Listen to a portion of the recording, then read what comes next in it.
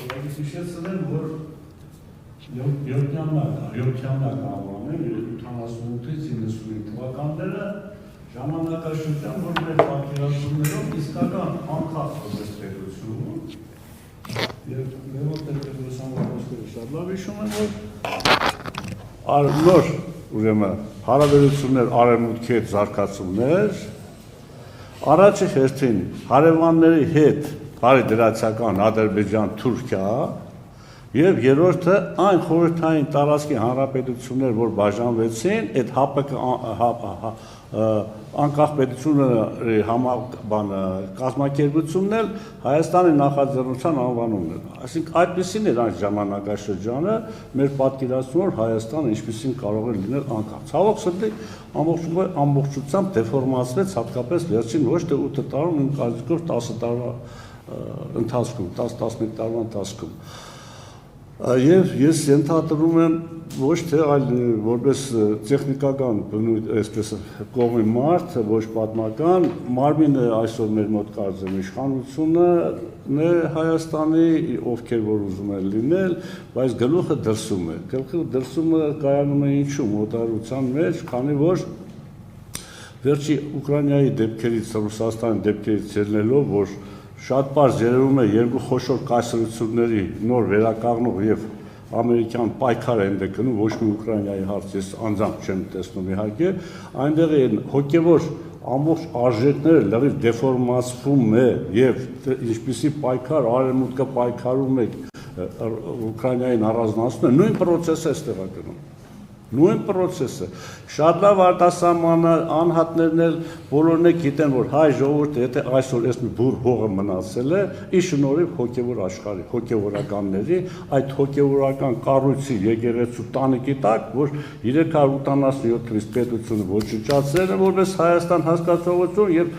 ժողովուրդը, հայ ժողովուրդը մնացել է ի շնորհիվ հայ կաթողիկոսների եւ հայ հոգեվորականների, ովքեր կարողացել են աշխարհի տարբեր ուրեմն տարածքների վրա պահպանել ազգային ինքնությունը եւ երկրի անունը չեմ հիշում, ինչ որ ոչ թե բողոքի ասում են հայությանը ինչ որ մի հող կտոր տալիս է, անմիջապես եկեղեցու դպրոց են կառուցում։ Այսինքն այդ մոդելը մեր մոտ ենթակացումը ձևավորված է, շատ էլ հայտնի է, որ այս ազգը որ այսօր պետություն ունի այսպիսի փոքր տարածքներ, շնորհիվ իր հոգևոր կառույցի եկեղեցու, որ մենք գոյություն ունենք։ Ուստի այն, որ այսօր առաջ է քաշում համախմբել այդպիսի նոր գաղափարով եւ նոր ուրեմն մոդելով գնալ համախմբել մեր այսօրվա ներկա հայությանը, ես կարծում եմ, որ ամենաակտուալ օբյեկտը գործնական տարրն է, որը շուտ կարելի է մոբիլիզացնել այսօրվա հասարակության, որովհետև ցանցերով բոլորը հայտնի է, նույնիսկ արդեն այն աշխարհն է զարգացել, որ հայ առաքելական եկեղեցուն անկան են քննադատում, որ կաթոլիկ եկեղեցուն են ուրեմն գովերգում ու առարգական նշում է, որ այսօր կաթոլիկ աշխարհում այս բանը պահպանվել է, իսկ հայությունը չի պահպանել, ինչ որ առարգայական ուրեմն բաներ, ասենք մշակութային եւ այլն, բայց հայ ժողովուրդը երբ որ պահպանվել է Ասորստանի ժամանակվանից մինչև նա պետությունը ինքը այդպես ֆիքսված է, դա չեն փաստում։ Դա կարևոր չի, դա կապում են այլ քաղաքական արևմուտք արևելքի հետ։ Ուստի ես ողջունում եմ, որ այսօր ազգային կոնգրեսը այսպեսի առաջարկությամբ դուրս եկել, իրոք սա անձնական հարց չի, որ միայն կարծում եմ ձևավորվել մեր հոգևորական կառույցի շուրջը եւ ինչ-որ նոր շարժում ստեղծել ստորագրահավաքներով, իսկ ինչ վերաբերվում է ստորագրավներ արևմուտք արևելք հասարակական կազմակերպությունները բերեցին այսօրվա մեր վիճակին։ Օտար երկրի հասարակական կազմակերպություններ, որոնք ուրեմն շատ լավ զարգացել են։ Մի օրինակ եմ ասում, ցես որպեսզի պատկերացնեք։ ԽՍՀՄ Հայաստանի մասին է խոսքը։ Բամբակի բրդի արտոնաբերությամբ, կիսաբրդի արտոնաբերությամբ ինքը կարողանում էր 10% իրեն ապահովել, 90-ն արտահանում էր։ Եվ 7-8 տարի առաջ հանգաստ մամուլով իմանում եմ, որ գիտեք ինչ կա, Ամասյան բացել է բրդի ֆաբրիկա, այդպես է գրված է։ Հետաքրքրվեց ինչ։ Ինչ որ 100-200 տարի առաջ ճախարակով, սանդով, բուրդ են մանում, այսպիսի հարաբերությամբ եւ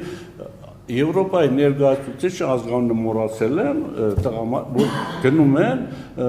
կարծեմ պաշտպանության նախարարների ժամանակ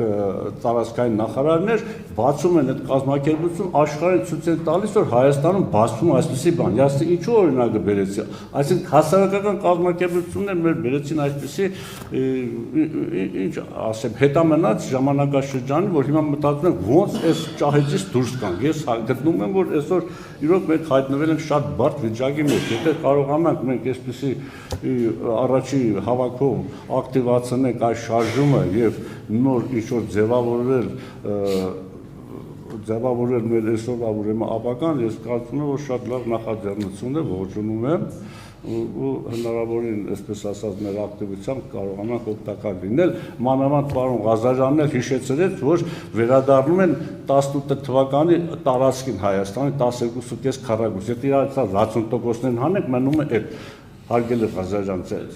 իմ հարգարժան լուսահոգի Ֆերդինանդ Ղազարյանի որդին, որ այստեղ մեր ժամանակ եղել։ Իրոք այդպես է, եթե մենք համացում անենք, ստացվում է այդ թվականի Հայաստանը, որ գնացել են մի քանի շաբաթից հետո 18 թվականից հետո համաձայնվել են, որ պետք է Ադրբեջան Հայաստան լինի 12.5 քառակուսի վրա